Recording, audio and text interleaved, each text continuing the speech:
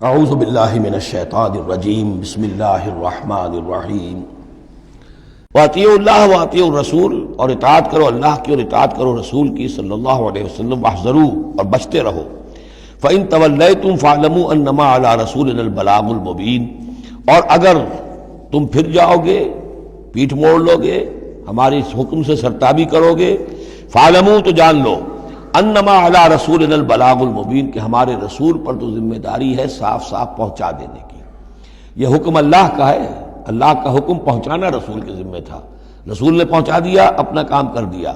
اب معاملہ ہوگا اللہ کا اور تمہارا، اللہ تم سے نپٹے گا، تم سے حساب لے گا۔ یہ جو اب اگلی آیت آ رہی ہے، یہ بھی قرآن مجید کے فلسفہ، حکمت اور دین کی بڑی گہری باتوں کے ضمن میں بہت بنیادی آیت ہے۔ اور اس کا پس منظر یہ ہے کہ جب شراب کے بارے میں اتنا سخت انداز آیا کہ یہ رجسن، گندے کام ہیں، عمل شیطان میں سے ہیں، باز آتے ہو کہ نہیں، تو بہت سے مسلمانوں کو تشویش ہو گئی کہ ہم جو شراب پیتے رہے، اتنا عرصے تک پیتے رہے، یہ گندگی تو ہماری ہڈیوں میں بیٹھ گئی ہوگی۔ آج کا کوئی شخص کہے گا کہ میرا شاید کوئی سیل بھی نہ ہو جسم کا کہ جس میں شراب کے اثرات نہ پہنچ گئے ہوں، تو میں کیسے پاک ہوں گا؟ کس طریقے سے یہ چیز جو ہے، اب یہ گندگی میرے جسم میں سے دھلے گی؟ تو یہ تشویش جو ہے اس کو رفع کرنے کے لیے، جیسے تحویل قبلہ کے وقت تشویش ہو گئی تھی کہ 16 مہینے جو ہم نے نمازیں پڑھی، اگر اصل قبلہ تھا کعبہ اور ہم نمازیں پڑھتے رہے بیت المقدس کی طرف رخ کر کے، تو وہ نمازیں تو ضائع ہو گئی۔ اور نماز ہی تو ایمان ہے، وما کان اللہ لیضیع ایمانکم، نہیں اللہ تعالیٰ تمہارے ایمان کو ضائع کرنے والا نہیں ہے۔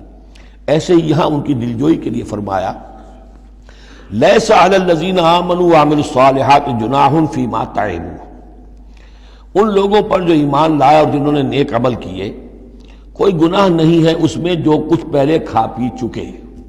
کسی شے کی حرمت کے قطعی حکم کے آنے سے پہلے جو کچھ کھایا پیا گیا، جبکہ اس کی حرمت کا اعلان نہیں ہوا تھا، تو اس کا کوئی گناہ ان پر نہیں رہے گا، یہ کوئی ان کی ہڈیوں میں بیٹھ جانے والی شے نہیں ہے۔ یہ مورل لا ہے، یہ فزیکل لا نہیں ہے۔ فزیکل لا میں تو ہوتا ہے کہ کچھ چیزوں کے اثرات جو ہیں وہ دائمی ہو جاتے ہیں، مورل لا میں تو یہ ہے کہ بڑے سے بڑا گناہ ہو، کوہ احد جتنے گناہ ہوں، صدق دل سے توبہ کی جائے، سب صاف ہو جائیں گے۔ التائب من الذنب کمن لا ذنب لہ، گناہ سے حقیقی معنی میں توبہ کرنے والا بالکل ایسے ہے جیسے اس نے کبھی گناہ کیا ہی نہیں تھا، وہ تو نامہ اعمال جو ہے بالکل دھل جاتا ہے۔ لہذا اس تشویش کو اپنے قریب مت آنے دو۔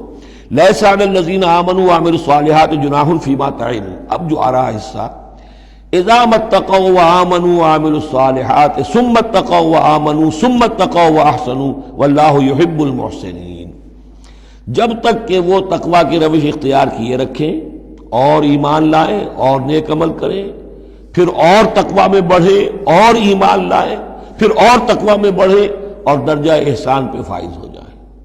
واللہ یحب المحسنین، اور اللہ تعالیٰ محسنوں سے محبت کرتا ہے۔ یہ 3 درجے ہیں اصل میں۔ ایک درجہ اسلام ہے، اللہ کو مان لیا، رسول کو مان لیا اور اس کے احکام پر چل رہے ہیں۔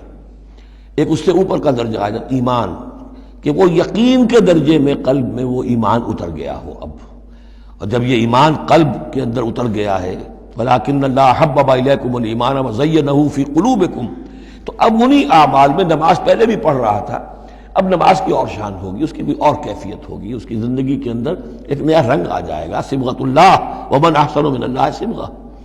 اس سے بھی آگے جا کر جب یہ ایمان اتنا گہرا ہو جائے کہ بالکل جیسے آنکھوں سے کوئی شخص کسی چیز کو دیکھ رہا ہو تو یقین ہوتا ہے، ان تعبد اللہ کانک تراہ فإن لم تکن تراہ فإنہ یراک، جب یہ کیفیت ہو جائے کہ تم اللہ کی بندگی کرو، اللہ کے لیے جہاد کرو، عمل کرو، بھاگ دوڑ کرو، اللہ کا تقویٰ اتنا ہو جائے کہ جیسے کہ تم اللہ کو اپنی آنکھوں سے دیکھ رہے ہو، تو یہ درجہ احسان ہے۔ حدیث جبرائیل کے جس کو کہا گیا ام السنہ، جیسے سورہ فاتحہ ام القرآن، اساس القرآن، ایسے حدیث جبرائیل ہے ام السنہ، اور ام السنہ میں یہ ساری بات آئی ہے کہ حضرت جبرائیل انسانی شکل میں حضور کی خدمت میں آئے، صحابہ کا مجمع تھا، وہاں انہوں نے کیے اخبرنی عن الاسلام، مجھے بتائیے اسلام کیا ہے۔ اسلام میں بھی ایمان تو ہے نا، قانونی ایمان، زبانی ایمان تو ہے، لیکن اس کے ساتھ اعمال علیحدہ گنے گئے۔ اس سے اوپر جب ایمان دل میں اتر گیا، اب یہ ایمان کی وہ جو شکل ہے، اس میں اب عمل کو علیحدہ ذکر کرنے کی ضرورت ہی نہیں۔ اس مرحلے پر آ کر لازماً عمل درست ہو جائیں گے، جبکہ ایمان دل میں اتر چکا ہے اور دل میں یقین بن کر جاگزی ہو گیا ہے۔ اور پھر اور گہرا چلا گیا. یوں سمجھیے کہ جتنا جتنا درخت اوپر جا رہا ہے جڑ نیچے جا رہی ہے نا.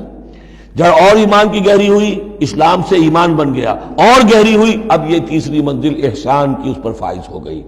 تو جب پوچھا گیا کہ اخبرنی عن الاحسان، اے نبی مجھے بتائیے احسان کیا ہے، تو آپ نے جواب دیا، اور یہ جواب 3 روایتوں میں 3 مختلف الفاظ میں ہے.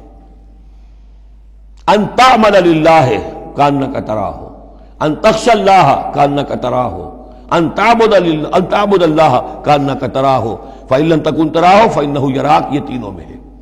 اللہ کی بندگی، اللہ کی پرستش، اللہ کے لیے بھاگ دوڑ، اللہ کے لیے عمل، اللہ کے لیے جہاد، یہ انسان ایسی کیفیت سے سرشار ہو کر رہا ہو گویا کہ اپنی آنکھوں سے اللہ کو دیکھ رہا ہے.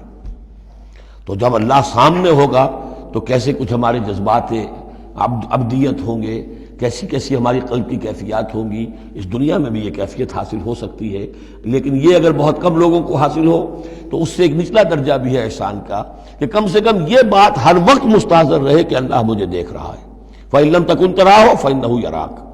تو یہ 3 درجے ہیں جو یہاں آئے، کہ ایک بیس لائن ہے لَيْسَ عَلَى الَّذِينَ آمَنُوا وَعَمِلُوا الصَّالِحَاتِ، یہ بیس لائن ہے.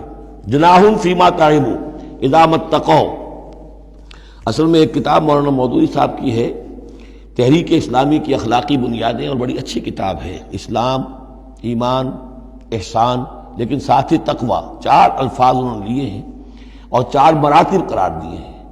اس میں سے تشریحات تو ساری ٹھیک ہیں، لیکن میں ترتیب کے اعتبار سے اس آیت کی روح سے میرے نزدیک اس میں ایک اصلاح کی ضرورت ہے. تقوی کوئی مقام نہیں ہے. تقوی وہ اسپرٹ ہے، ڈرائیونگ اسپرٹ، جو دھکا دیتی رہے گی اور اوپر اٹھائے گی.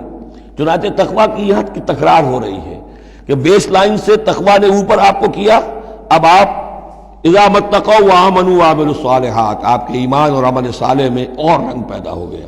ثم اتقوا، پھر تقوی اور بڑھا، تقوی نے آپ کو اور اوپر اٹھایا. ثم اتقوا وآمنوا، پھر اب وہ ایمان، یقین والا ایمان حاصل ہو گیا. اب یہاں عمل صالح کے علیحدہ ذکر کی ضرورت ہی نہیں. جب دل میں ایمان اتر گیا تو حضور نے فرمایا کہ الا ان فی الجسد مضغۃ اذا صلحت صلح الجسد کلہ واذا فسدت فسد الجسد کلہ. تو اس کے حوالے سے اب پورا کا پورا جسم ٹھیک ہو جائے گا. ثم اتقوا، پھر تقوی اور ہے تو اس کے نتیجے میں وَأَحْسَنُوا، درجہ احسان پر فائز ہو جائے انسان.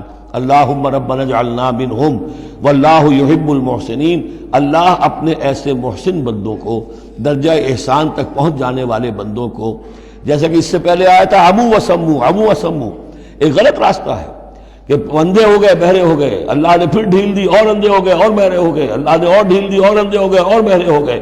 ایک وہ ہے، اور ایک راستہ یہ ہے اسلام ہے، ایمان ہے، احسان ہے، اور تقوی جو ہے اس میں درجہ بدرجہ انسان کو ترقی دلاتا جا رہا ہے. صدق اللہ العظیم.